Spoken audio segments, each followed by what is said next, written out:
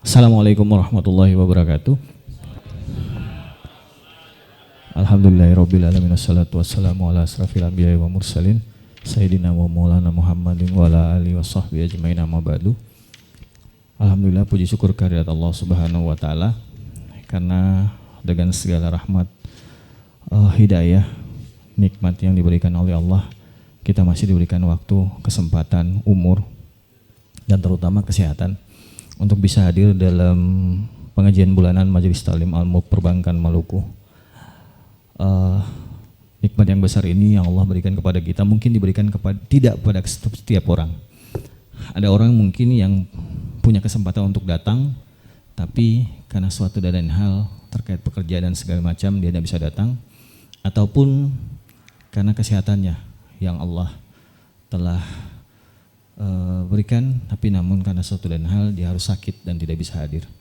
Atau yang selama ini hadir bersama-sama kita, ternyata Allah telah memanggilnya kembali ke haribaannya. Salawat dan salam kita panjatkan kehadirat junjungan kita Nabi besar Muhammad SAW. Semoga seperti yang selalu saya katakan, kita akan menjadi bagian dari umatnya yang akan mendapat syafaatnya di yaumil mahsyar nanti. Karena kita telah meringkankan langkah kaki kita untuk hadir di majelis-majelis ilmu, majelis-majelis kajian yang mempelajari apa saja terkait dengan agama Islam. Sebelumnya saya mengucapkan terima kasih kepada pimpinan cabang BRI. Sudah hampir setahun Pak, akhirnya kita kembali ke BRI lagi. Sekian lama kita beberapa kali memang mungkin adakan keadaan di BRI, tapi ada halangan dan segala sesuatu yang terjadi, maka kita nggak bisa sempat sampai di sini. Tapi pada akhirnya di bulan ini, tepat di bulan Maret, kita bisa mengadakan pertemuan kita di kali ini. Mungkin untuk pertemuan hari ini kita akan agak sedikit berbeda. Kita akan bagi dalam dua sesi. Sesi pertama kita akan bicara sedikit tentang sejarah sebelum kedatangan Nabi Muhammad SAW. Sebenarnya pada pembahasan sebelumnya kita sudah sempat bahas di dua kajian awal. Yang pertama kita membahas terkait dengan zaman sebelum kehadiran Rasulullah SAW, di mana dianggap sebagai zaman jahiliyah, di mana semua orang betul-betul hidup dengan tata cara mereka sendiri di Arab sana. Setelah itu kita berbicara tentang sejarah sebelum kelahiran beliau, peristiwa-peristiwa apa saja yang terjadi, termasuk penyerangan dari Abraha ke Ka'bah yang digagalkan oleh Allah Subhanahu wa taala. Nah, untuk yang pertama kita akan bahas sejarah sebelum kedatangan. Di balik dua cerita tadi, ada hal lain juga yang terjadi sebelum kedatangan Rasulullah SAW. Ada banyak sejarah yang terjadi di sana. Makanya sampai dilukiskan dalam Syaraf Al-Anam ya Ustaz ya. Apa keindahan, apa yang terjadi dan apa yang menjadi sejarah ketika Rasulullah SAW akan datang. Untuk itu kita akan membahas bersama-sama dengan di sesi pertama ini bersama Ustadz Zulkifli Farozai, SPDI MPD. Beliau akan membahas sedikit tentang sejarah di balik kehadiran Rasulullah Muhammad SAW. Fadal Ustaz. Bismillah, assalamualaikum warahmatullahi ta'ala wabarakatuh. Alhamdulillah, salatu wassalamu ala rasulillah Muhammad ibn Abdullah wa ala alihi wa sahbihi mawala. Ashhadu an la ilaha illallah wahdahu la syarika la wa ashhadu anna Muhammadan abduhu wa rasuluhu la nabiyya ba'dah. Bapak Ibu sekalian, alhamdulillah di detik-detik berakhirnya Sya'ban ya, insyaallah Ahad kita sudah bisa memulai tarawih kalau menggunakan kalender yang disepakati oleh Muhammadiyah. Mereka akan berpuasa di tanggal 11 insyaallah. Berarti Ahad malam kita sudah bisa bertarawih insyaallah. Artinya pekan depan itu kita sudah ada di syahr Ramadan. Semoga di akhir-akhir Sya'ban ini Allah memberkahi kita semuanya. Amin. Memuliakan kita semuanya dan menyampaikan usia kita nantinya di Ramadan, dan di Ramadan kita dikaruniai amal, kekuatan untuk beramal di sisi Allah Subhanahu wa taala, baik itu puasanya, baik itu tilawahnya, baik itu qiyamnya, baik itu ta'limnya dan seterusnya. Bapak Ibu sekalian, salam taslim untuk Rasulullah sallallahu alaihi wasallam. Allahumma shalli wa sallim wa barik alaihi wa ala alihi. Semoga kita beruntung mendapatkan syafaat sallallahu alaihi wasallam. Bapak Ibu sekalian, kita di termin pertama akan berbicara banyak tentang sejarah sebelum kedatangan Rasul sallallahu alaihi wasallam atau diutusnya beliau sallallahu alaihi wasallam. Sebenarnya pembahasan itu terbagi berdasarkan ke dalam 3 pokok pembahasan penting, yaitu kelahiran beliau, kemudian hal-hal yang terjadi pada pengasuhan beliau, dan kemudian dalil-dalil nubuwah beliau, dalil-dalil yang menguatkan beliau sebagai seorang nabi dan rasul Allah Subhanahu wa taala. Bapak Ibu, Rasul sallallahu alaihi wasallam diriwayatkan dalam hadis Tirmidzi bahwa beliau bersabda, innallaha khalaqal halqa faja'alani min khairi firqihim. Allah itu telah menciptakan makhluknya dan memilih aku dari makhluknya yang terbaik. Jadi aku ini dipilih, disaring-saring dari orang-orang yang terbaik. Makanya nanti ketika kita lihat nasab Rasul sallallahu alaihi wasallam adalah nasab yang memang dihormati, dimuliakan di kalangan Arab. Kemudian beliau bilang, thumma takhayyarul qabail. Allah itu memilih kabilah-kabilah tertentu dan memilihkan aku lahir dan bermuasal dari kabilah yang paling baik. Jadi Pak Fadli dan jamaah sekalian yang muliakan Allah, nasab Rasulullah SAW itu terbagi menjadi 3 bagian. Satu adalah nasab yang disepakati para ulama. Yang disepakati para ulama dan tidak berdebat mereka itu sampai dengan nasabnya yaitu Adnan. Itu tidak dipertentangkan oleh para sejarawan atau mu'arrikhin. Tapi nasab beliau dari Adnan sampai dengan Nabi Ibrahim alaihissalam itu mendapat banyak pertentangan begitu. Ada sedikit perbedaan pandang para ulama ketika menyusun nasab itu. Lalu dari nasab dari Ibrahim sampai dengan Nabi Adam alaihissalam itu banyak yang kemudian dipertentangkan atau bahkan ditolak. Jamaah sekalian, Nabi itu berasal dari mana sih silsilahnya? Nabi itu pertama bin Muhammad sallallahu alaihi wasallam bin Abdullah. Kemudian bin Abdul Muttalib, itu kakek beliau. Kemudian bin Hashim, ya. Kemudian nama lagi berikutnya bin Abdul Manaf, kemudian bin Qusay bin Kilab. Nah, Nabi Muhammad sallallahu alaihi wasallam dengan ibunya Aminah itu ya, ayah beliau dengan ibunya bertemu di nasab yang namanya Kilab. Bertemu di Kilab itu. Jadi kakeknya sama dari Kilab. Jamaah sekalian yang dimuliakan Allah, siapa itu Abdullah ya? Jadi turunan dari mana sebenarnya Rasulullah SAW itu yang perlu kita pahami terlebih dahulu. Siapa itu Abdullah ayah Rasulullah? Siapa itu Abdul Manaf? Dan siapa itu Abdul Muttalib, ya kan, atau Hashim, ya. Jamaah, Hashim itu sendiri, Hashim yang merupakan kakek buyut Rasulullah sallallahu alaihi wasallam itu, mereka ini adalah petugas penyelenggaraan haji di Makkah. Jadi orang-orang Arab itu sudah bagi-bagi tugas Pak Fadli. Ada yang kasih air minum, ada yang kasih makan. Ya bayangkan baiknya orang Arab ya. Kita kalau misalnya ada tamu datang ya, bukan 1-2 orang, tapi ratusan orang, kemudian datang atau ribuan orang yang datang, terus kita kasih air, kita kasih makan, ya. Terus ada yang jaga pegang kunci Ka'bah. Itu sudah dibagi kabilah-kabilahnya, sudah dibagi nasab-nasabnya. Dan Hashim ini, Bapak jamaah sekalian, ya, adalah orang pertama yang meremahkan roti, kemudian ditaruh kuah dan dibagikan ke para tamu Allah, orang yang berkunjung ke Ka'bah.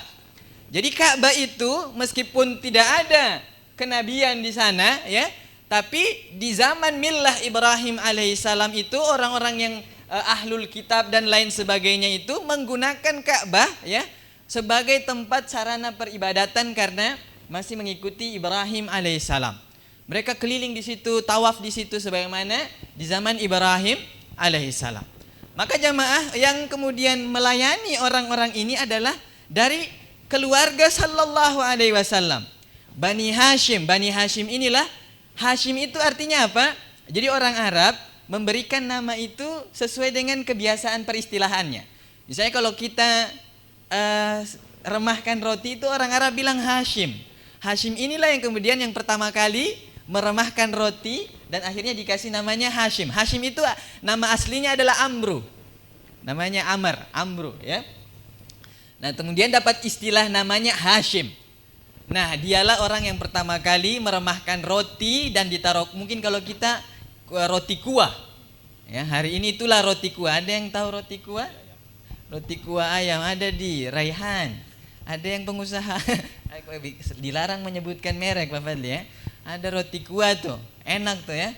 Kalau di kampung istri saya Sirisori itu jamuan kalau tidak ada roti kuahnya itu bukan jamuan ya. Harus ada roti kuahnya pasaman ya, roti kuah. Nanti tolong di roti kuahkan kita ini ya. Jamaah, itu yang pertama kali. Maka keturunan atau nasab Rasulullah SAW ada nasab yang paling terhormat. Siapa itu? Abdul Manaf Pak Fadli. Inilah dari kakek Rasulullah SAW yaitu Abdul Muttalib. Nah, cerita tentang Abraha di depan tadi itu, yang kemudian di pertemuan sebelumnya kita menceritakan Abraha, keberanian Abdul Muttalib itu. Dan kemudian ternyata Abdul Muttalib ini, kakek Rasulullah SAW itu punya juga cerita yang menarik Pak Fadli selain Abraha itu, keberaniannya menghadapi Abraha itu. Yaitu beliau, Abdul Muttalib ini punya anak jumlahnya 10. Itu hanya laki-laki. Ada yang punya anak 10? Agak jarang ya, apalagi bangkir kayaknya luar biasa kalau 10 ya. Jadi anaknya 10 itu laki-laki saja, tapi beliau bernazar sebelum punya anak sejumlah 10 itu. Beliau bilang, kalau anak saya sampai dengan 10, maka saya akan mengorbankan satunya untuk patung yang namanya Hubal. Ada berhala namanya Hubal. Lalu beliau bilang, kalau nanti anak saya sampai 10, saya akan korbankan satu. Nah, ternyata setelah 10 Pak Fadli dan jamaah sekalian, Abdul Muttalib ini melaksanakan nazarnya. Nazar itu sumpahnya, janjinya. Jadi orang Arab meskipun jahiliyah punya sifat-sifat yang seperti itu, tepat janji ya, profesional lah mereka. Jadi kalau ada bangkir yang tidak profesional itu lebih baik Arab jahiliyah ya. Pak Arab jahiliyah itu meskipun begitu, mereka profesional ya kan, tepat janji ya kan. Nah, jadi karena sudah bernazar bersumpah begitu, maka Abdul Muttalib mengundi anak-anaknya yang 10. Bagaimana cara undiannya? Jadi nama anak itu ditaruh di anak panah, kemudian nanti dikocok. Kayak kita taruh lidi lah ya, tapi di lidi itu sudah ada nama anak gitu. Dikocok, keluarlah nama ayah Rasulullah, yaitu Abdullah. Keluar terus nama anaknya Abdullah, begitu. Sedangkan Abdullah ini adalah anak yang paling disayangi oleh Abdul Muttalib. Sebagaimana cerita yang kemarin, bahwa ketika lahir Abdullah ini ya, ayah dari ayahanda Rasulullah, beliau kemudian menyembelih sembelihan ya kan, kemudian melakukan kebanggaan kepada mengumandangkan kebanggaannya kepada kabilah-kabilahnya. Lalu jamaah, Abdullah namanya keluar terus. Akhirnya karena keluar terus, Abdul Muttalib ini bawa anaknya Abdullah itu, di tangan kanannya sudah ada parang, mau disembelih di depan Hubal. Tapi karena anak-anak lain dan paman-paman Nabi itu tidak mau ya, keluarganya tidak mau, dari turunan Abdul Manaf ini tidak mau, maka kemudian Abdul Muttalib ini tidak mau melanggar janjinya. Lalu akhirnya Abdul Muttalib berkonsultasi, kalau saya mau anulir saya punya janji ini, nazar ini, kira-kira saya mau bikin bagaimana? Lalu akhirnya dibilang kepada beliau, pergilah ke dukun. Jadi yang suka datang ke dukun itu sama dengan ini nih, ya, Abdul Manaf, ya, keturunan jahiliyah semua. Pergilah ke dukun Bani Sa'ad, dan yang uniknya dalam sejarah ditulis dukun perempuan. Jadi yang banyak dukun ini perempuan ternyata. Mohon maaf ibu-ibu ya, di zaman dulu. Dukun perempuan dari Bani Sa'ad, pergilah ke sana, nanti minta petunjuk. Lalu Abdul Muttalib pergi ke dukun itu. Lalu dukun itu bilang, kalau namanya terus keluar di undi itu, kalau namanya terus keluar, maka bapak ini kita bilang bapak saja ya, Anda harus ganti Abdullah itu dengan 10 ekor onta. Jadi kalau namanya terus keluar, maka misalnya diundi satu kali keluar nama Abdullah, maka 10 ekor onta. Sampai nanti namanya ditebus sampai tidak keluar lagi nama Abdullah, nama onta. Jadi hanya tinggal 2 nama diundi, Abdullah atau onta. Diundi 9 kali Pak Fadli. Percobaan pertama sampai dengan percobaan ke-10 itu 9 itu masih namanya Abdullah. Nama Abdullah. Begitu. Akhirnya harus berapa ekor onta? 90. Yang ke-10 tetap Abdullah. Maka 100 ekor onta harus disembelih oleh Abdul Muttalib untuk menebus ayahanda Rasulullah SAW yaitu Abdullah. Jadi nanti yang ke-11 baru muncul onta. Nah makanya Rasulullah SAW pernah bilang, aku ini lahir dari 2 orang yang disembelih. Jadi kakek buyutnya jauh sekali itu Ismail alaihissalam juga hampir disembelih oleh Ibrahim alaihissalam, dan juga ayahanda Rasulullah SAW Abdullah itu hampir disembelih oleh kakeknya Abdul Muttalib. Begitu. Jadi memang silsilahnya ya, kronologis bahkan historisnya didekatkan oleh Allah Subhanahu wa taala, sehingga untuk lahirlah seorang Rasulullah itu sangat mahal, dari kabilah yang terpilih, dari jalur yang sangat istimewa, dan orang-orang yang memang terpandang di kalangannya, di kalangan orang Arab pada saat itu. Jamaah, keluarga Nabi itu ya, keluarga dari Bani Hashim ini, itu spesialisasinya untuk Ka'bah itu adalah memberikan air untuk orang yang datang pergi ke Ka'bah. Makanya yang menemukan kembali sumur Zam-Zam itu adalah kakek Rasulullah, yaitu Abdul Muttalib. Ketika sumur Zam-Zam itu tertutup sumbernya, dan kemudian Abdul Muttalib bermimpi untuk menggali kembali sumur Zam-Zam itu. Jadi digali ulang. Ketika digali itu sudah banyak sekali baju-baju besi, harta-harta benda. Nah kalau digali begitu tidak diambil Pak Fadli, ditaruhlah di dalam Ka'bah. Ka'bah itu dulu di masa Rasulullah sebelum pemugaran, atapnya tidak ada. Masih zaman Ismail punya itu. Atapnya tidak ada, baru tingginya hanya hampir setinggi manusia saja. Lalu dikelilingi batu-batu begitu. Kadang orang-orang masuk ke Ka'bah untuk ambil barang-barang berharganya. Tapi sekarang sudah di atap, sudah ditutup semua, sudah ada kiswahnya, sudah tidak boleh lagi sembarang masuk. Pak Fadli dan saya ya mungkin ya Pak, mungkin mudah-mudahan kita, kalau yang masuk di situ hanya para raja saja ya, presiden ya kan. Kayaknya kepala Bank BRI mungkin bisa ya, insya Allah ya. Atau Pasaman, Bang Panin juga mungkin bisa ya. Hanya ketua kepala-kepala cabang saja. Pak Fadli dan jamaah sekalian, itu dari Rasulullah. Abdullah tentu kita sudah bahas di sebelumnya ya, bagaimana ayah Rasulullah SAW itu terpilih. Nah kita masuk kepada sebelum bi'tsa Rasul itu tentu ada kelahiran Rasulullah SAW. Para ulama, kemudian saya mengambil kitab namanya kitab Ar-Rahiqil Makhtum. Ini buku yang cukup terkenal sebenarnya, karya Syekh Sofiyur Rahman Al-Mubarakfuri. Beliau menuliskan begitu bagus tentang sirah Rasul dengan pelajaran-pelajaran di dalamnya. Beliau kemudian mengatakan kalau di Masehi kan Nabi itu lahir di tahun 571. Kalau di Arab kan ya, karena orang Arab itu taunya tanggal-tanggal yang momentumnya pada saat itu, tahun-tahun itu, maka tahunnya tahun gajah. Harinya bersepakat di hari Senin, namun bulannya ulama berselisih pandang. Di Ar-Rahiqil Makhtum disebutkan Muharram, tapi yang masyhur di kita itu adalah Rabiul Awal. Mau dirayakan di Rabiul Awal atau kita peringati di Rabiul Awal atau di Muharram, semuanya sah. Begitu semua menjadi sah. Namun yang menarik dalam perjalanan hidup sallallahu alaihi wasallam ini Pak Fadli, Allah itu telah mendidik Rasulullah sallallahu alaihi wasallam dengan sebaik-baik didikan. Maka kata Nabi, "Adabani Rabbi fa ahsana ta'dibi." Jadi Allah telah memoles pendidikanku dan aku menjadi orang yang terbaik pendidikannya. Jadi Allah sendiri yang kemudian merancang Nabi itu menjadi Rasul yang terakhir. begitu. Nah, bagaimana caranya? Rasul itu sudah wafat ayahnya ketika beliau belum lahir, jadi sudah yatim. Kemudian wafat ibunya ketika usia 6 tahun dan wafat kakeknya ketika beliau usia 8 tahun. Ini Allah telah mempersiapkan Nabi untuk terus mandiri menjadi seorang laki-laki.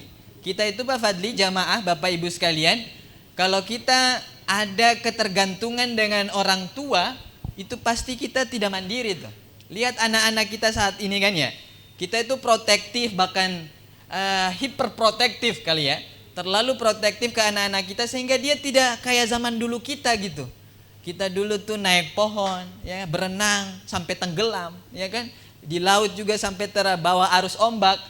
Itu kita, orang tua kita biasa aja tuh, gitu. Tapi kita ini anak kita mau jalan di depan rumah saja kita awas, motor lewat, begitu kan, gitu. Jadi Nabi itu sudah mandiri semenjak beliau sallallahu alaihi wasallam 8 tahun ditinggal oleh kakeknya, ditinggal oleh ayahnya, ditinggal oleh ibunya. Yang menarik dari tradisi Arab jamaah sekalian, mereka ini anaknya baru lahir, itu dia punya tradisi disusukan oleh kabilah lain. Kan ibaratnya itu Arab itu kota, Makkah itu kota. Maka itu kota metropolitan lah ya, orang berkumpul, budaya bertemu di sana. Lalu bahasanya sudah tercampur baur dengan bahasa yang lain, sudah pasaran dan seterusnya. Kayak kita gitulah, anak Jaksel lah ya, anak Jaksel yang jujur jadi jujur li, ya kan, ya kan. Pokoknya lili banyak lah ya. Nah, orang Arab juga mengalami perubahan, degradasi dalam sisi linguistiknya, maka anak-anaknya itu tradisinya dibawa keluar kabilahnya. Nah, kabilah yang sering datang untuk ambil anak-anak untuk disusui itu adalah kabilah Sa'ad. Kabilah Sa'ad itu kayak kita punya jarak itu 160 km dari kota Makkah. Di sini kalau kita mau gampang-gampangnya itu dari Gemba ke Masohi. Kira-kira begitulah jaraknya ya, 100-an kilo gitu. Nah, orang-orang Bani Sa'ad ini, perempuan-perempuannya itu punya cara mencari kehidupan, yang mencari uang. Kita sudah bahas di persusuan waktu zaman fikih. Kita bilas lagi mungkin biar mengerti. Mereka punya cari uang itu adalah dengan cara menyusui anak-anak. Jadi air susu ibu itu di zaman dulu menjadi komoditas juga, komoditas untuk mereka mendapatkan uang. Nah, yang pertama kali menyusui Rasulullah SAW sebenarnya adalah budak dari Abu Lahab.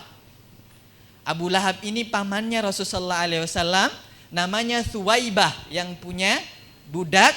Lalu budak ini Nabi menyusu dari situ. Setelah itu Nabi pindah ke namanya Halimatus Sa'diyah dari Bani Sa'ad tadi. Dari Bani Sa'ad, agar apa? Agar beliau punya bahasa yang baik, dari kabilah itu bisa terdidik bahasanya, terdidik tubuhnya, terdidik fisiknya, begitu. Dan kemudian mandiri secara kehidupan. Karena itu ibaratnya badui lah ya, orang yang jauh dari perkotaan. Kemudian kita kalau di gunung kan, betis kita bukan betis feminim ya. Ada yang betis ini ya. Coba periksa betis masing-masing bapak-bapak. Kalau sering naik gunung itu pasti betisnya terbentuk lah. Kayak Pak Saman juga kalau naik sepeda itu pasti terbentuk otot apa namanya Pak, bisep kah? Bisep, trisep kah? Saya nggak ngerti Pak. Intinya ototnya terbentuk ya. Begitulah Rasulullah SAW, sehingga kalau dalam Syama'il, kitab Syama'il akan kita dapatkan bahu beliau bidang, kekar gitu, tubuhnya kuat, karena memang sudah disiapkan oleh Allah, dididik di pegunungan, begitu. Nah, jamaah, yang menarik adalah, yang istimewa dari cerita Halimatus Sa'diyah itu adalah ketika menyusui Rasulullah SAW itu tidak ada orang yang mau ambil Nabi. Ketika ke Makkah, Nabi itu adalah pilihan terakhir daripada ibu-ibu yang mau menyusui. Kenapa alasannya? Karena beliau itu yatim. Sedangkan dong mau yang menyusui ini mau dapat uang. Kalau bapaknya sudah tidak ada, siapa kira-kira yang nanti akan bayarkan upahnya? Jadi Nabi pilihan terakhir lah. Bahkan kabilah-kabilah ini perempuannya sudah pergi, sudah mau kembali lagi ke Bani Sa'ad. Itu Nabi belum ada yang ngambil, tapi kemudian injury time-nya Halimatus Sa'diyah mengambil Rasulullah SAW. Mukjizatnya sudah mulai dari sana. Jadi susu, karena itu musim paceklik ya Bapak Ibu sekalian. Kalau kita tahu kalau orang tidak minum yang baik, ibu-ibu tentu tahu. Kalau tidak minum susu tambahan, tidak ada gizi yang baik, tentu air susu juga akan berkurang. Di zaman itu zaman paceklik Pak Fadli. Sehingga air susu dari Halimah juga sedikit gitu. Tapi ketika ambil Rasul, air susunya jadi banyak. Bukan hanya Halimah, tapi onta yang dia punya, bahkan keledai yang dipunya, itu semuanya jadi segar bugar dan memiliki susu yang banyak. Halimah pada saat itu juga menyusui anaknya sendiri. Tentu dia keluar air susunya karena punya anak gitu ya.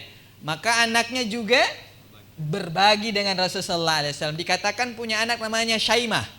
Syaimah ini adalah semasa dengan Rasulullah SAW menyusu bersama Rasulullah SAW. Maka jamaah sekalian, mujizat Rasulullah SAW itu sebelum kenabian saja sudah dapat gitu. Air susu dari Halimah ya. Kalau pekan lalu kita bilang Aminah sudah melihat cahaya-cahaya.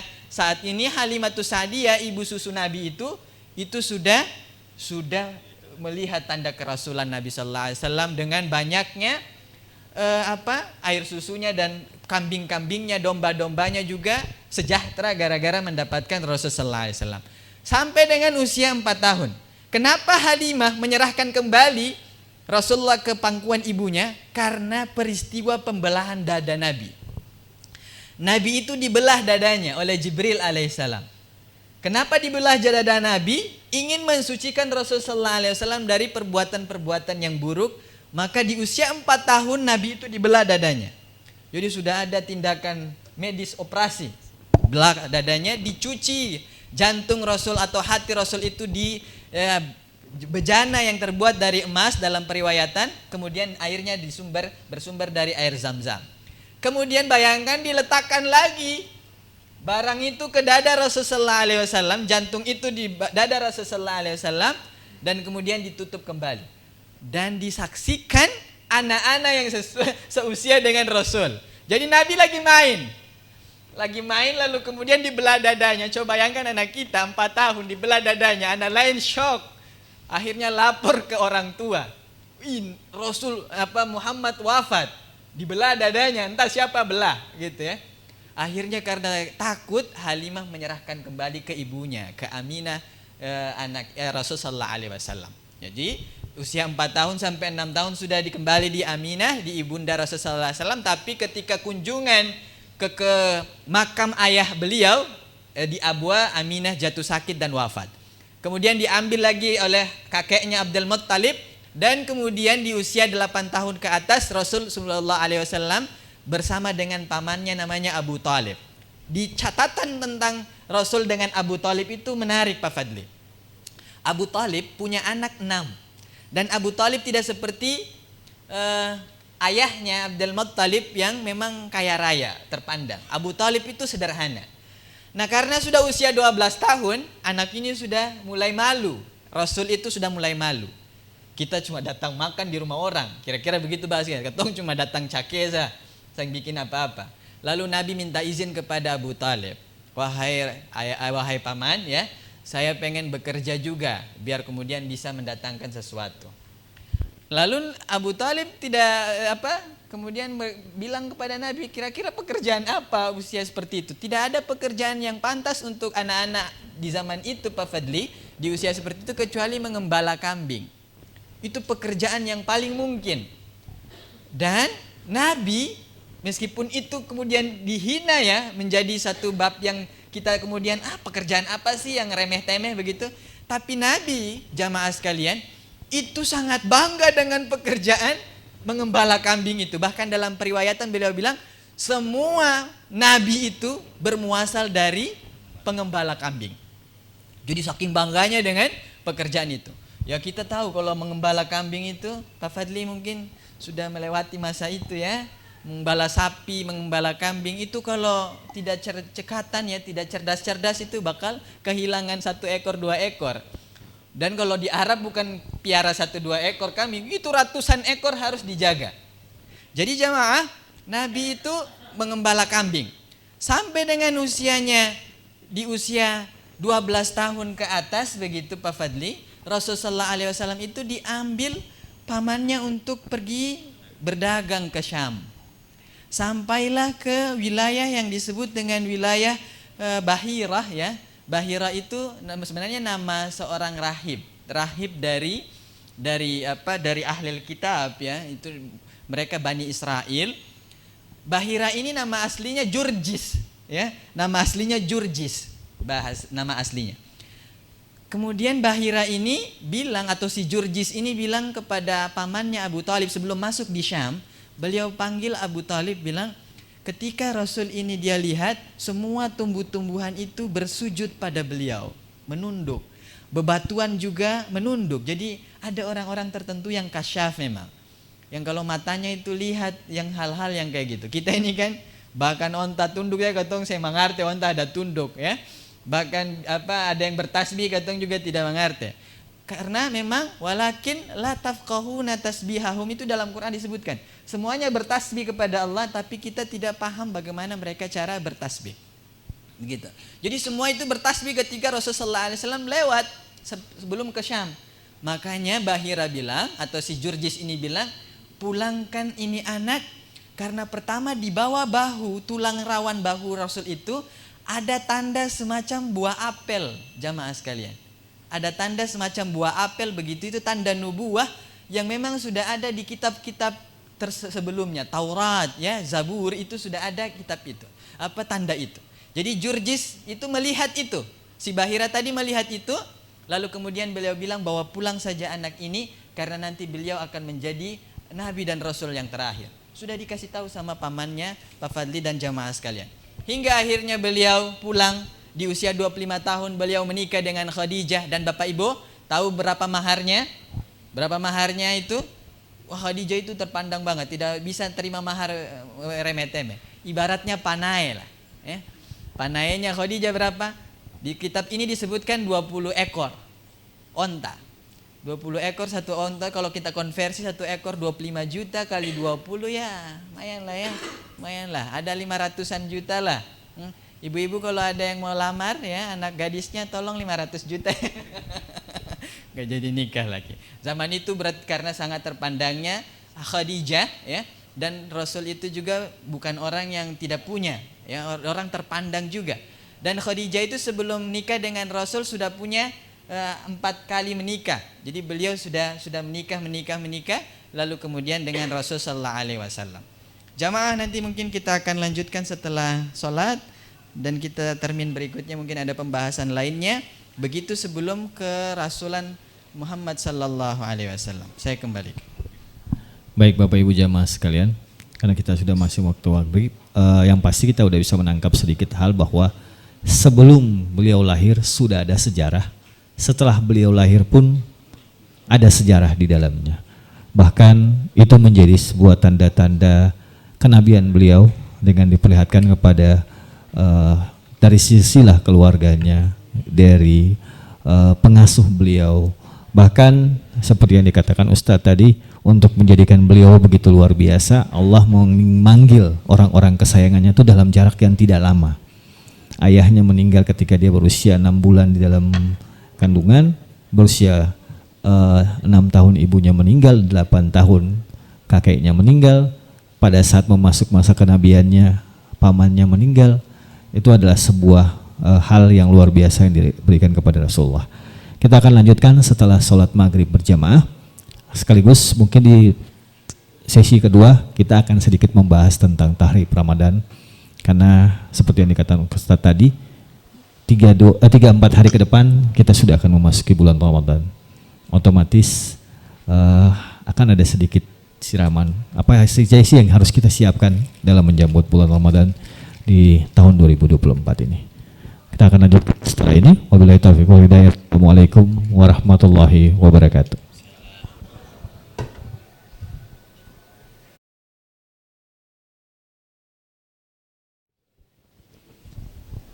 Bismillahirrahmanirrahim. Assalamualaikum warahmatullahi wabarakatuh. Ya, alhamdulillah kita sudah selesai melaksanakan ibadah sholat maghrib. Kita akan lanjutkan kajian kita di hari ini. Tadi kita sudah membahas beberapa hal terkait dengan sejarah yang terjadi ketika kelahiran Nabi Muhammad SAW. Di akhir kita ada membahas sampai dengan beliau menikah di umur 25 tahun. Pada saat itu beliau juga belum menjadi seorang nabi. Tapi tanda-tanda kerasulan beliau sudah semakin nampak di situ. Semakin dewasanya beliau sudah semakin nampak. Nah, kita akan cerita di sini adalah beberapa catatan sejarah yang menyatakan bahwa tanda-tanda yang terjadi untuk menyatakan bahwa akan lahir seorang nabi ini sebenarnya sudah cukup banyak. Namun ada hal-hal yang ternyata tidak semuanya kita ketahui. Termasuk yang tadi Ustadz bilang, ketika beliau berjalan, orang sering bercerita ketika beliau berdagang sampai kembali ke Mekah, sampai keluarlah julukan Al-Amin kepada beliau. Itu adalah tanda-tanda sebagian dari kerasulan beliau yang sebenarnya belum menjadi seorang rasul. Nah, apalagi nih Ustadz yang menjadi catatan sejarah ketika seorang Rasulullah ini akan lahir. Karena kalau sekali lagi kalau saya selalu ingat yang dibacakan oleh ibu-ibu biasanya kalau maulidan itu kan ada cerita yang indah. Siapa ini yang lahir, bagaimana dia, sosoknya seperti apa. Nah, bagaimana Ustaz? Bismillah, jamaah sekalian. Assalamualaikum warahmatullahi wabarakatuh. Setelah kita tadi sudah mendengar ya, bersama-sama mengupas sejarah Rasul dari kelahiran, bahwa ada berbagai macam tanda beliau ini akan menjadi orang yang istimewa di kemudian hari, dan Allah telah mempersiapkan kehidupan beliau dari awal sampai akhirnya. Tadi kita membahas 25 tahun. Beliau telah mandiri secara psikologis, juga beliau telah menjadi orang yang bisa mengatur di usia 12 tahun. Beliau telah keluar negeri, telah memiliki pandangan global di usia-usia dagang beliau dengan pamannya.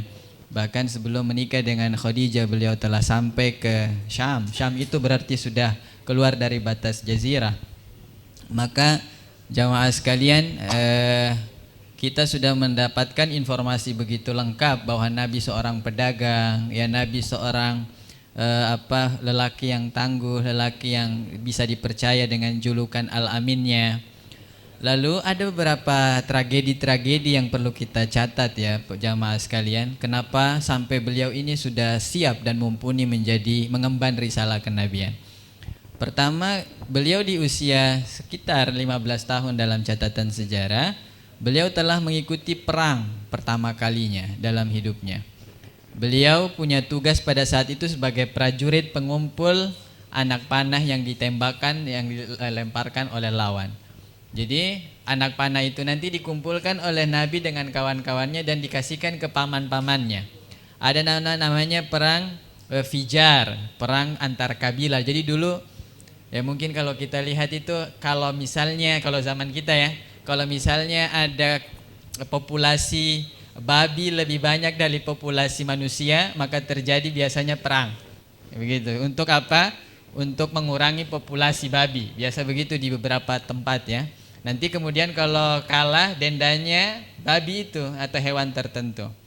Jadi di kabilah Arab itu untuk mendapatkan istilahnya stabilitas juga dari percekcokan mereka biasa menggunakan perang itu sebagai jalur-jalur, satunya jalur untuk mencari pemenang dari solusi perpecahan mereka. Di perang Fijar itu Pak Fadli, Nabi sudah disiapkan oleh Allah Subhanahu wa taala sebagai prajurit, ya, sebagai seorang yang terbiasa dalam situasi yang pelik begitu. Nah, yang menarik juga, Nabi itu setelah perang itu ada namanya Hilful Fudul ya. Ada perjanjian antar kabilah yang Rasulullah SAW mengatakan, kalau perjanjian itu ada di saat aku sudah jadi nabi, maka aku akan menyetujui semua klausulnya. Klausulnya apa? Orang yang masuk Mekah tidak boleh dapat kezaliman. Siapa yang menzolimi orang yang pergi beribadah haji, maka dia akan diminta tebusan untuk kezalimannya itu. Itu perjanjian yang luar biasa. Nabi bilang kalau itu terjadi setelah aku sudah jadi nabi pun itu akan aku terima klausulnya. Jadi tidak ada kabilah-kabilah yang berani mengganggu lagi orang yang pergi berhaji. Artinya Nabi sudah punya pengalaman jadi negosiator, jadi prajurit perang, jadi pedagang, jadi kepala rumah tangga, dan jadi sosok yang kekar bugar segar ya, dengan fisik yang mumpuni dan bahasa yang sangat baik. Dan yang memberikan julukan Al-Amin itu bukan orang yang sudah Islam, ya, orang masih jahiliyah yang berikan istilah Al-Amin, orang yang terpercaya itu. Artinya Nabi itu standar hidupnya, ya, standar kehidupannya itu betul-betul terjaga, ya, terjamin, bahkan sampai dapat gelar Al-Amin.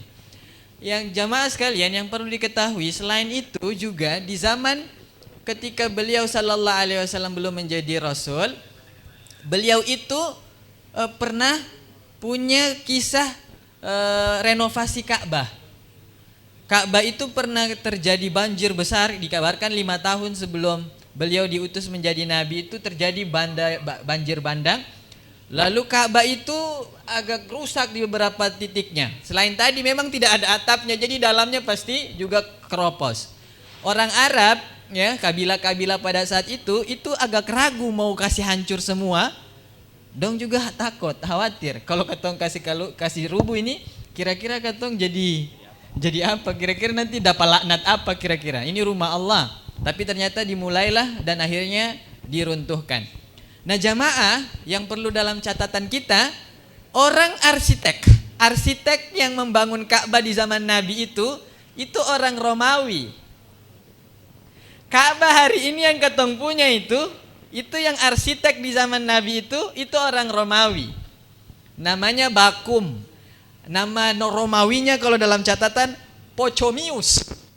Entah siapa ini Pocomius. Intinya itu Pocomius.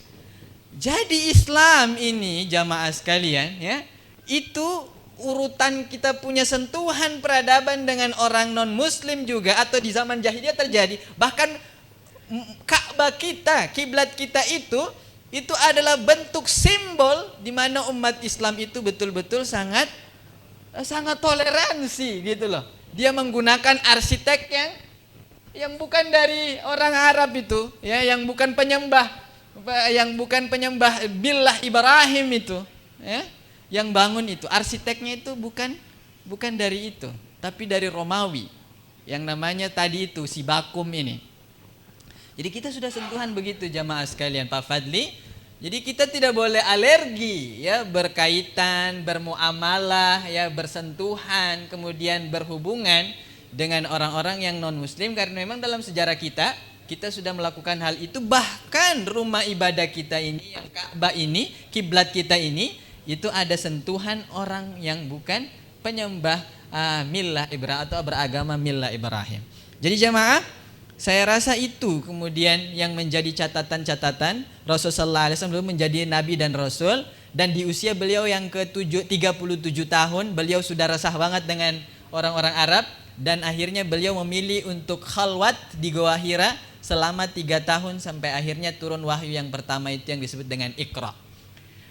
Para sejarawan kemudian bilang Iqra itu muncul, baca itu muncul sebelum Quran turun. Lalu apa yang mau dibaca? Begitu.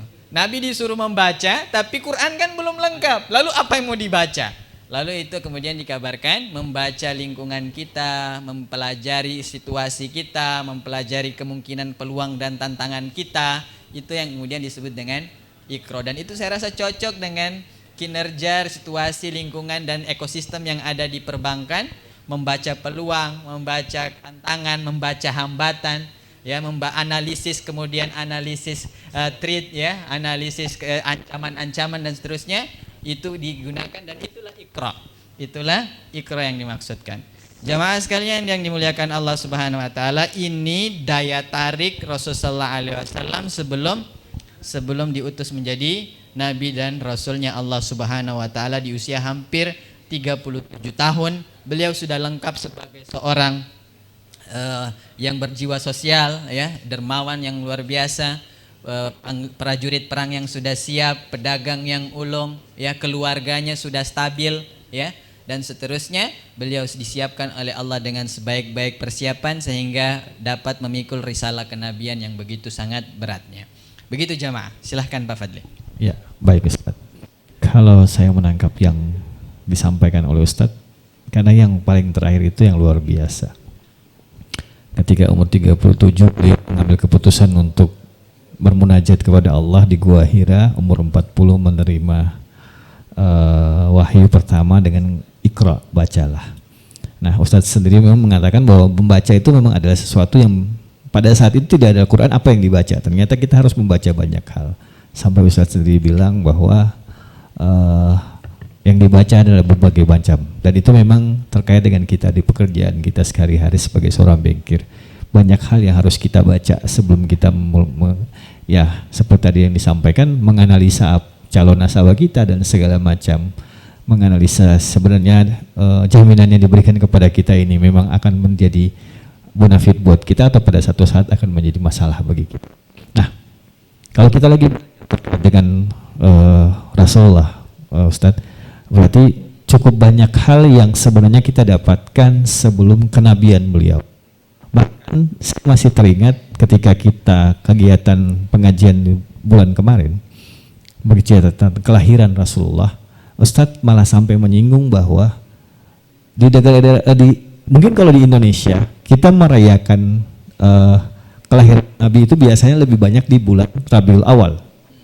Tapi padahal ada salah satu hadis atau ada salah satu hadis yang Ustadz sampaikan bahwa bahkan ada ulama yang menyatakan ketika kita berpuasa di di hari Senin itu adalah sebagai perayaan kelahiran Rasulullah Muhammad SAW. Karena sesuai dengan sejarah beliau ditetapkan lahir pada hari Senin.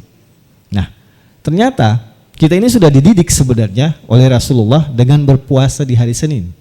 Jadi kita dengan berpuasa di hari Senin ada banyak hal yang kita dapat, termasuk di dalamnya kita mengagungkan beliau dengan berpuasa karena beliau lahir di hari Senin. Makanya kenapa Rasulullah itu paling rajin puasa Senin Kamis. Nah, berkaitan dengan puasa itu seperti yang saya sampaikan tadi, kita akan masuk ke bulan Ramadan insya Allah. Hitung-hitung 45 hari. Sebenarnya kan di awal Ramadan itu sudah banyak harus kita lakukan ya Ustadz, seperti yang Rasulullah ajarkan. Termasuk puasa Senin Kamis pun kan diajarkan bagaimana sih sebenarnya harus puasa hari Senin dan hari Kamis. Nah, sebagai seorang muslim yang baik, apalagi dengan kondisi pekerjaan kami Ustadz, terkadang memang kita sering bilang bahwa insya Allah tahun ini minimal 30 juz saya dapat baca. Iya kan? Ya hitung-hitung satu hari 1 juz lah, 30 hari 30 juz gitu kan. Kalau ngejar 1 bulan 3 kali hatam itu hal yang luar biasa untuk sesuai dengan pekerjaan.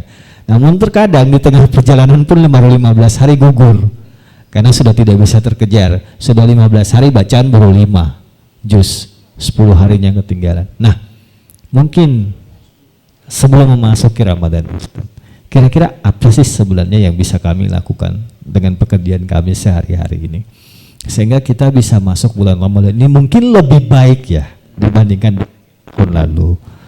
Ya mungkin tarawihnya insya Allah bisa full 30 hari atau 29 sampai kita masuk di bulan Idul Fitri, bulan Syawal. Bagaimana Ustaz? Kita mengawali Ramadan dengan baik sehingga fase-fase 10 malam yang kita harus kejar itu kita dapatkan semuanya. Siap Pak Fadli, saya kupas dari sisi sejarahnya ya. Jadi Ramadan itu satu keistimewaan yang diberikan Allah Ta'ala hanya untuk umat Muhammad gitu. Kita ini kenapa diistimewakan dengan Ramadan? Karena usia kita itu baina sittin wa sab'in. Usia kita itu hanya antara 60 sampai 70 tahun. Iya ibu-ibu ya. Ada yang tetenya masih hidup, mungkin ada 80, 90 ya. Kalau 100 itu udah keren banget tuh. Nah, umat Muhammad ini hanya punya batas itu di angka-angka 60-70 kata Rasul. Lalu kalau kita bandingkan dengan umat Nabi Nuh itu berapa tahun di Quran disebutkan, di surat Al-Ankabut disebutkan Walaqad arsalna Nuhan ila qaumihi falabitha fihim alfasanatin illa khamsina ama. Allah telah mengutus Nabi Nuh kepada kaumnya dan hidup bersama mereka, ya, bersama mereka itu sepanjang 1000 tahun kurang 50. Jadi 950 tahun. Kata Ibni Abbas ketika menafsirkan ayat ini, beliau bilang itu hanya usia dakwahnya. Jadi usia dakwah Nabi Nuh itu 950 tahun, diangkat menjadi nabi dan rasul di usia 50 tahun. Jadi total usianya itu adalah 1050 tahun Nabi Nuh itu. Nah, kalau kita tanya-tanya kira-kira orang yang ibadah 1000 tahun dengan kita yang hanya 60 tahun atau 70 tahun, mana yang lebih banyak? Tentu yang 1000 tahun. Ya, berapa kali lipat tuh, ya. Orang yang investasinya 60 tahun dengan investasi 1000 tahun, tentu yang lebih banyak investnya 1000 tahun, ya. Nisbahnya lebih banyak lah, ya. Bagi hasilnya banyak gitu loh. Namun jemaah sekalian, Nabi bilang kalau itu jadi tolak ukur, maka umatku tidak punya apa-apa tuh. Maka Allah Subhanahu wa taala memberikan satu keistimewaan untuk umat ini dengan datangnya bulan suci Ramadan. Yang kalau kita dapat satu malamnya saja yang disebut dengan Lailatul Qadar itu, yang lebih baik dari 1000 bulan itu, berarti kita satu malam itu Pak Fadli beribadah sepanjang 83 tahun, kurang lebih 83 tahun. Jadi kalau ditambah 83 tahun ini, ditambah 83 tahun kemarin, ditambah 83 tahun berikut dan berikutnya, maka insya Allah amal ibadah kita dari sisi Lailatul Qadar saja itu sudah bisa sama atau bahkan melebihi. Itu baru satu item. Belum item yang lain, qiraatil Quran, baca Quran, ya kan? Kemudian memberi, ini bahan yang paling harus kita kuasai itu. Memberi kepada orang yang lain, kata Rasulullah SAW, syahrul musawah. Ini adalah bulan kita berderma, bagi-bagi, kasih-kasih orang. Dan yang paling hebatnya bulan ini, kita kasih minum kayak hari ini, ya. Pak Kepala Bank kita ini kasih saya minum satu botol air ini. Kalau ini dilakukan di puasa Pak, jamaah sekalian, berarti pahala puasa saya itu untuk Bapak juga. Bayangkan kalau semua jamaah yang 100.000 orang yang hadir pada hari ini itu Bapak kasih sama juga, semuanya dapat botol yang sama, maka 100.000 orang yang hadir itu juga pahalanya juga dapat sama dengan dikasih ke Bapak, tanpa tentunya mengurangi pahala saya. Jadi kalau kita punya banyak modal dan memberi minum di masjid, memberi makan di masjid, memberi makan orang-orang yang berpuasa, catatannya orang yang berpuasa, itu maka pahalanya akan kita dapatkan serupa itu juga. Dikali saja. Maka kalau kita kapitalisasi semua pahala-pahala orang tadi dengan memberi, jauh lebih banyak ternyata amalan kita dibandingkan umat-umat terdahulu yang hidup 1000-an tahun itu. Bahkan Nabi Allah Musa alaihissalam sempat iri dengan umat Muhammad ketika tahu ini barang. Ya Allah, umat Muhammad itu usianya sedikit saja, tapi dompung istimewa luar biasa. Kalau begitu nanti saya jadi umat Muhammad juga. Begitu, sampai segitunya Nabi Allah Musa alaihissalam. Maka jamaah, sebagai bentuk salah satu saya rasa nilai yang paling harus kita tanamkan Pak Fadli, salah satu bentuk pengkhianatan kita kepada sejarah dan bahkan kepada Nabi itu adalah tidak maksimal di Ramadan, tidak beramal dengan baik di Ramadan, tidak perhatian terhadap Ramadan, tidak gembira dengan Ramadan, tidak memanfaatkan Ramadan. Karena ini Nabi yang kasih ajukan sendiri, dia punya MOU, klausul-klausul. Kalau itu sudah diajukan oleh Rasul, umatku hanya 60-70, bagaimana? Kemudian datanglah Ramadan. Kalau kita tidak maksimal jamaah, kita mengkhianati sejarah Rasul, kita mengkhianati Rasul itu sendiri, karena telah mendatangkan kebahagiaan ini untuk kita, kemudahan ini untuk kita, lipat gandanya amal ini untuk kita, tapi kemudian kita tidak memaksimalkan. Maka harusnya di Ramadan, tentu Pak Fadli kita tentu paham betul apa transaksi di Ramadan itu jauh lebih banyak saya rasa dibandingkan transaksi di luar Ramadan. Apapun itu ya, transaksi mungkin peminjaman atau dan lain sebagainya itu biasanya muncul banyak di Ramadan karena umat Islam di Ramadan konsumsinya jauh lebih meningkat, permintaannya juga jauh lebih banyak dibandingkan di luar Ramadan. Dan itu membebani kita sebagai pekerja bank atau bankir-bankir ini. Nah, yang harus kita niatkan, yang harus kita sadari bahwa jangan sampai kemudian semua itu melalaikan kita. Kita tetap harus perhatian dengan pekerjaan kita, namun di Ramadan juga kita harus kemudian punya sesi-sesi khusus untuk ibadah kepada Allah Ta'ala, untuk tadinya menghindari dari pengkhianatan kita kepada Rasulullah SAW. Jamaah, saya rasa begitu ya untuk memasuki Ramadan. Semoga Allah Ta'ala menyampaikan usia kita sampai dengan Ramadan nantinya, dan bukan hanya sekedar sampai, semua kita insan perbankan ini bisa beribadah dengan baik ya, beramal dengan baik, bermaksimalkan Ramadan dengan sebaik mungkin insyaallah. Baik Ustaz. Ya, berarti sedikit banyaknya semuanya dari niat juga Ustaz ya. Ya itu tadi yang saya bilang, memang kadang-kadang niat tidak sesuai dengan kenyataan di lapangan. Mungkin Pak Saman yang paling sering merasakannya Pak ya. Ketika sudah ngatur ternyata tidak sesuai dengan kondisi. Namun pada akhirnya memang kembali kepada kita, seberapa bisa kita untuk mengisi Ramadan ini dengan amal ibadah. Yang saya tangkap tadi mungkin yang paling gampang adalah yaitu tadi berinfak dan bersedekah di bulan Ramadan. Apalagi membagi makanan berbuka kepada orang-orang yang berbuka puasa di masjid. Makanya kalau ada yang terima surat dari masjid minta bantuan berbuka puasa, kadang-kadang tuh kita suka mengeluh, alah tiap tahun kayak begini saja, tidak ada kerja lain, tinggal ya. Padahal kita tidak tahu sebenarnya di balik itu semua ternyata. Nah, ada juga kegiatan-kegiatan yang biasa diisi dalam bulan Ramadan. Seperti yang tadi bilang, ada tilawah, ada kalau ada beberapa komunitas sekarang ini di Ambon tren setiap bulan Ramadan di akhir-akhir 10 malam terakhir sudah mulai dengan iktikaf-iktikafnya. Nah, mungkin kita juga sudah harus sebenarnya belajar dari situ bahwa kalaupun kita tidak bisa ikut dalam iktikaf, bolehlah kita memberi kepada mereka sebenarnya. Karena itu yang Ustadz sampaikan tadi. Pahala yang kita cari dari ibadah Ramadan kita dengan berpuasa atau kita ingin tadarus dan segala macam tidak kesampaian, ternyata Allah balas dengan ketika kita juga bagi pada malam-malam terakhir di bulan Ramadan. Semoga seperti yang Ustaz sampaikan tadi, kita akan memasuki bulan Ramadan dalam keadaan sehat walafiat. Kita akan menjalani ibadahnya hingga nanti sampai ke bulan Syawal. Kita bisa mengikuti nanti full 30 atau 9 hari. Karena kita tidak pernah membayangkan perjalanan kita seperti apa.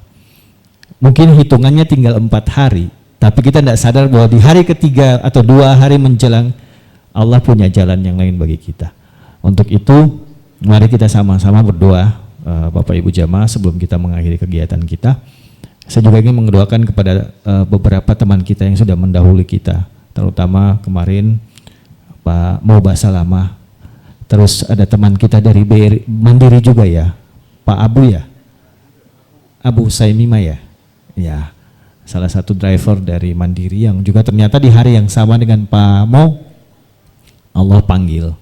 Nah, ini yang harusnya kita juga berhati-hati dalam kondisi ini bahwa belum tentu 5 atau 4 hari ke depan ini benar-benar Allah memberikan kesempatan kita untuk masuk dalam Ramadan. Jadi kita akan bersama-sama berdoa, Ustaz doa ini semoga Allah sehatkan kita akan masuk ke bulan Ramadan dengan baik dan kita akan mendapatkan pahala yang terbaik di bulan Ramadan nanti. Tafadhol Ustaz. Baik jamaah, kita kirimkan Al-Fatihah untuk Bapak Basalama dan Saimima. Semoga Allah Ta'ala menerima mereka dan menempatkan di tempat yang terbaik. Ala hadhihi niyya wa ala kulli niyatin salihah. Al-Fatihah. A'udzu billahi minasyaitonir rajim. Bismillahirrahmanirrahim. Alhamdulillahi rabbil alamin. Ar-Rahmanir Rahim. Maliki yaumiddin. Iyyaka na'budu wa iyyaka nasta'in. اهدنا الصراط المستقيم صراط الذين أنعمت عليهم غير المغضوب عليهم ولا الضالين. اللهم صل على سيدنا محمد وعلى آل سيدنا محمد. اللهم يا الله اجعل جمعنا هذا جمعا مرحوما وتفرقنا من بعده تفرقا معصوما يا ذا الجلال والإكرام. لا تدع لنا في هذا المقام ذنبا إلا غفرته ولا هما إلا فرجته ولا دينا إلا قضيته ولا مريضا إلا شفيته ولا عيبا إلا سترته ولا حاجة من هوائج الدنيا والآخرة وأنت راض عنها إلا قضيتها يا ذا الجلال والإكرام.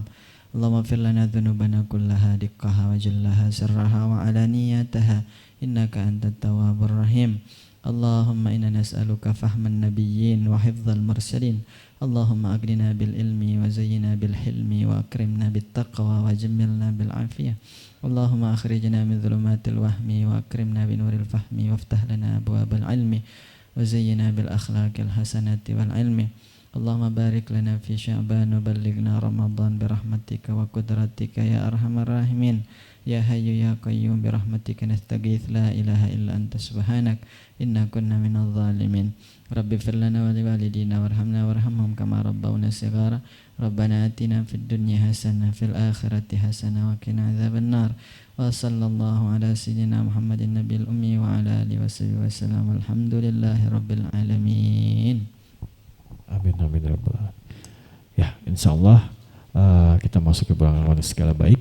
Dan untuk saya sampaikan kepada jamaah di bulan Ramadan nanti mungkin kegiatan kajian kita akan tidak ada, namun kita akan coba ngatur untuk buka puasa bersama ya Pak Saman. Mungkin kita akan adakan, tanggalnya akan kami tentukan berkoordinasi dengan ketua BMP dulu, sehingga mungkin para pejabat muslim bisa semuanya ada di Ambon dulu untuk kita adakan kegiatan buka puasa bersama. Nah, untuk pengajiannya sendiri akan kita langsungkan setelah bulan Ramadan nanti, dan yang akan menjadi tuan rumah sesuai jadwal adalah teman-teman dari kantor OJK Provinsi Maluku.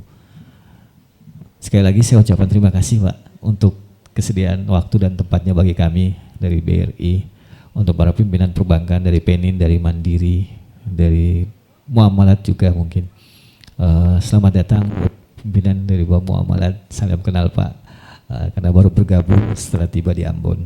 Ke Bapak Ibu jamaah yang lainnya, insya Allah apa yang Bapak Ibu hadiri pada hari ini menjadi pahala bagi kita semuanya. Wabillahi taufiq wal hidayah. Assalamualaikum warahmatullahi wabarakatuh.